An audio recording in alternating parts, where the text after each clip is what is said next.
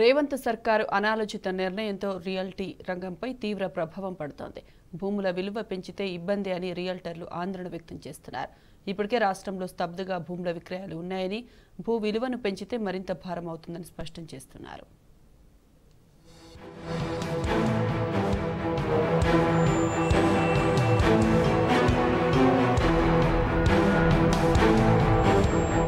రాష్ట్రంలో భూముల విలువలను స్టాంప్ డ్యూటీని పెంచాలన్న ప్రభుత్వ నిర్ణయంపై రియల్ ఎస్టేట్ వర్గాల నుంచి భిన్నమైన స్పందన వ్యక్తమవుతోంది.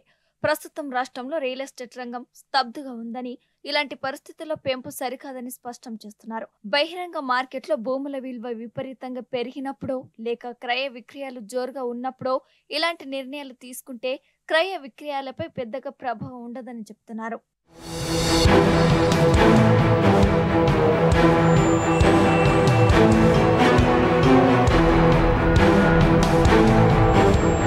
తెలంగాణ ప్రత్యేక రాష్ట్రంగా ఏర్పడిన తర్వాత 2014 నుంచి 2021 వరకు కేసీఆర్ ప్రభుత్వం రిజిస్ట్రేషన్ ఫీజులు పెంచలేదు. టీఎస్ ఐపాస్ లాంటి పథకాల ద్వారా పెట్టుబడులను ఆకర్షించడం, టీ హబ్ లాంటి వినూత్న ప్రయత్నాలు, సాగునీటి ప్రాజెక్టులు, రిజర్వాయర్లను నిర్మించడం, చెరువులను నింపడం, వ్యవసాయ రంగాన్ని అభివృద్ధి చేయటం, కొత్త జిల్లాలు, మండలాల ఏర్పాటు తదితర చర్యల ద్వారా రాష్ట్రంలో భూముల ధరలు విపరీతంగా పెరిగేలా చేసింది. స్వరాష్ట్రం ఏర్పడే నాటికి లక్షలు కూడా పలకని భూముల విలువ ఏకంగా కోట్లకు చేరింది.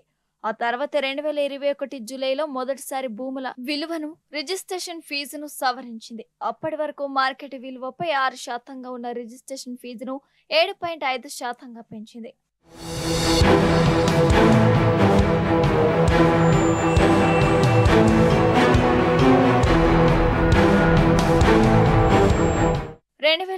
లో మార్కెట్లో పెరిగిన ధరలతో పోల్చినప్పుడు ప్రభుత్వ ధరల పెంపు ప్రభావం పెద్దగా కనిపించలేదు. ఆ తర్వాత 2022 ఫిబ్రవరిలోనూ మరోసారి భూముల విలువను సవరించింది.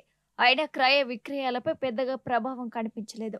కానీ ప్రస్తుత పరిస్థితులు వేరు. నిరుడు సెప్టెంబర్ నుంచి వరుసగా ఎన్నికలు రావటం, కొత్త ప్రభుత్వం స్థిరంగా ఉంటుందా లేదా అన్న అనుమానాలు నెలకొనటం, రియల్ ఎస్టేట్ రంగానికి సంబంధించి ప్రభుత్వం స్పష్టమైన కార్యాచరణ ప్రకటించకపోవడంతో ప్రస్తుతం మార్కెట్ ఆశాజనకంగా లేదు. ఫార్మసిటీ రద్దు, జిల్లాల సంఖ్య కుదింపు వంటి ప్రభుత్వ నిర్ణయాలు, సాగునీరు లేక పంటలు ఎండిపోవటం, కరువు వంటి పరిస్థితులతో క్రయ విక్రయాలు తగ్గిపోతున్నాయి.